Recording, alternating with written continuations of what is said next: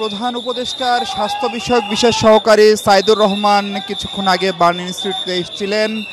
আমরা দেখছি সরকারের বিদ্যুৎ জ্বালানি উপদেষ্টা ফাউজুল কবির খান, সংস্কৃতি উপদেষ্টা মোস্তফা সারোয়ার ফারুকী এবং আমি যদি ভুল না করি স্বরাষ্ট্র উপদেষ্টা, তারাও বার্ন ইনস্টিটিউটে এসে পৌঁছেছেন এবং এবং প্রধান উপদেষ্টার যিনি বিশেষ সহকারী তিনি আমাদের সঙ্গে কথা বলেছেন। তিনি যেমনটি জানিয়েছেন সরকারি হিসেবে ৬০ জন ৬০৬০ জন এরই মধ্যে মাইলস্টোন কলেজে যে বিমান দুর্ঘটনা, যে প্রশিক্ষণ বিমানটি ভূপাতিত হয়েছে সেই ঘটনায় ৬০ জন শিক্ষার্থী এরই মধ্যে ঢাকা মেডিকেল কলেজের এই জাতীয় বার্ন ইনস্টিটিউটে ভর্তি হয়েছেন। তিনি জানিয়েছেন যে চিকিৎসকদের সকল শিফট ছুটি বাতিল করার পরেও এই হাসপাতালের যে পরিষেবা এবং যে সেবা দেওয়ার সক্ষমতা তাতে হয়তো আর ১০ থেকে ১৫ জন রোগীকে এখানে পরিপূর্ণভাবে সেবা দেওয়া যাবে। আমরা জানতে চেয়েছিলাম তাহলে তারপরে কি হবে। উত্তরে প্রধান উপদেষ্টার এই বিশেষ সহকারী বলেছেন যে ঢাকা মেডিকেল কলেজ হাসপাতালে আলাদা করে আলাদা একটি বিশেষায়িত জায়গা তাদের জন্য রেডি করা হচ্ছে, যেখানে এর পরে যে রোগীরা আসবে আর ১০ জনের পর থেকে তাদের চিকিৎসা দেওয়ার ব্যবস্থা করা হচ্ছে।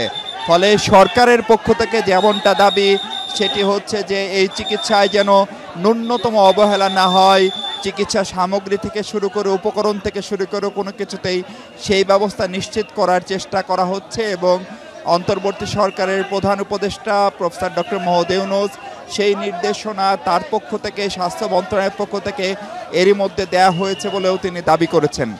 হাসপাতালের পরিস্থিতি যদি বলি, হাসপাতালের পরিস্থিতি হচ্ছে সম্ভবত গণমাধ্যমে খবর প্রচার এবং আস্তে আস্তে সবাই জেনে যাওয়ায় মানুষের সংখ্যা এখানে বিরক্তিকর রকমের বেড়েছে এবং এর ভিতরে প্রচুর পরিমাণে আমরা দেখতে পাচ্ছি উৎসুক মানুষ রয়েছে।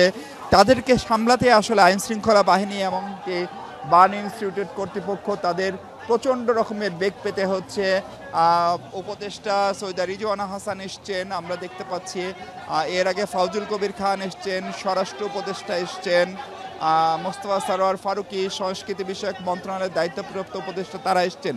কিন্তু যেটি বলা ভালো সেটি হচ্ছে যে তারা এসে আসলে চিকিৎসার যে সুব্যবস্থা সদ্ব্যবস্থা সেটি করার সক্ষমতা বার্ন ইনস্টিটিউটের ৭৫ জনের মতো রয়েছে আগের রোগীর বাইরে, যে ধারণা দেওয়া হয়েছে। ফলে আহতের সংখ্যা বা অগ্নিদগ্ধের সংখ্যা যদি অনেক বেড়ে যায় তাহলে তাদের জন্য বিকল্প ব্যবস্থা হিসেবে ঢাকা মেডিকেল কলেজ হাসপাতালে তাদেরকে নেওয়া হবে, সেই কথা প্রফেসর ইউনূসের স্বাস্থ্য বিষয়ক বিশেষ সহকারী আমাদেরকে জানিয়ে গেছেন।